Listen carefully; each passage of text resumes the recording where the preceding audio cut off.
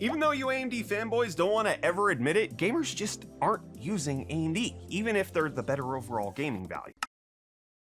This is all pretty funny because I made a video all about how AMD cards are great, but no one buys them. And here I am, the guy that bought an NVIDIA graphics card. Hey, hi. So, since the very start of my channel, I have been rocking the GOAT of graphics cards, the 1080 Ti, until recently because I fucking sold it. Long story short, I now have an RTX 3070. Bought it used for around 3,000 kroner, or roughly $280 US, which in the battlefield over cheap prices of Norwegian used market is actually pretty cheap. After a week though, I found a Radeon 6900 XT. Nice. For 4,500 or roughly $221 US, which again is relatively cheaper in Norway. So I bought it. I have been an NVIDIA child since the start of building my own computer. You know, from 1660 to 1070, 1080 Ti, and now 3070. But as the title suggests, I'll be daily driving a Radeon card for the first time and probably a long time as well. But before I switch, I need a few questions answered. Based on the massive amount of reviews online, gaming-wise, 6900 beats the 1070 pretty much every time, and 3082 sometimes. Excluding ray tracing, that is. But what about productivity, like video encoding and decoding?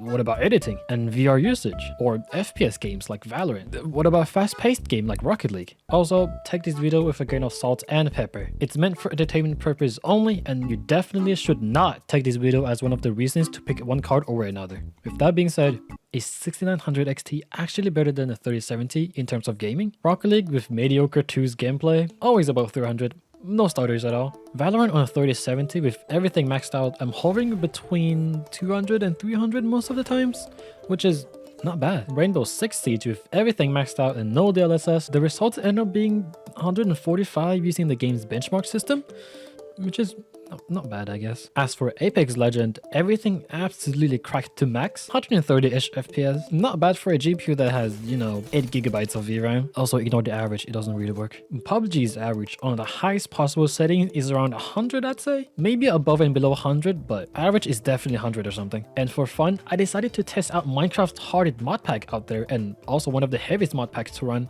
I struggle. Aurocraft. And the FPS is not that pretty. Barely above 30 FPS most of the times, excluding the frequent lag spikes. And as for the 6900 XT, on Rocket League, still mediocre gameplay, I am getting easily between 300 and 400 FPS, which honestly is pretty good improvement over the 3070. Is it off? I just noticed it's off-centered. Am I blind? It's actually just off-centered. Wait, wait, there's no way. There's no way. There's no way. I didn't realize that till now. There's no way, right? Valorant though, things haven't changed much. I'm still getting that silky smooth FPS way above 200, so it is what it is. Things now becomes awkward when it comes to Rainbow Six Siege because I actually got a worse FPS there and I have no idea why. It might be because of drivers or something, but numbers don't lie, and I roughly get 40 FPS which is not good. Apex Legends though, it's where that VRAM really stretches wings and gave me way better performance. After uncapping the FPS, I'm getting roughly 200 FPS most of the time as well, trying out various guns. PUBG's on average hovers around 160 mark, which is indeed better than the 3070. Well, it obviously depends on which map it is and where you are, but don't take this video seriously, I beg you. On Aurocraft though, the FPS really fluctuates a lot. But one thing for sure, the Radeon 6900 XT, nice, do get less lag spikes, so that's better. Notice how I haven't tested any game on RTX or DLSS or FSR for that matter, because all I care about is that raw performance. You know, how many frames can both of these GPUs squeeze out? Because I didn't really have RTX or DLSS on my old 1080 Ti. I'm pretty used to not playing with RTX and DLSS. Though it is nice to know at the back of my mind while using the 3070 that I have DLSS and I can enable it anytime I want to. It's clear that in most cases the 6900 XT, nice, do come out on top in terms of gaming. But what about productivity? You know, like video recording quality. The YouTube compression might fuck up the quality anyway, but while recording and testing with the RTX card, I was recording and using the NVIDIA NVENC HEVC as video encoder with the resolution of 1920 by 1080 at 120 FPS. Keyframe intervals at 2 seconds with best quality preset. Tuning at high quality and 2 passes on multipass mode. Profile main and GPU set on 0 and max B frames at 2. While using the Radeon, the video encoder are set to AMD HW H265 with the same red control, same level, and keyframe intervals. Though for some reason the best quality presets doesn't exist here, so quality it is. Here I have a replay of This is Rocket League.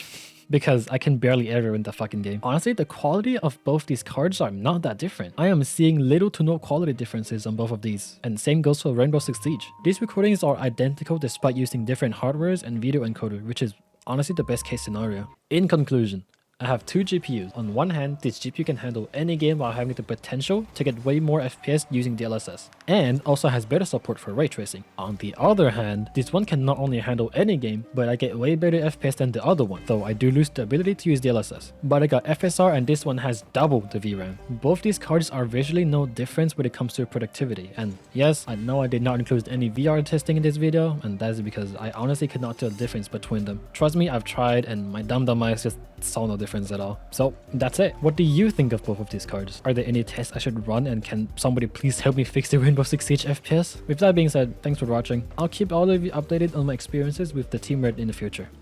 See ya!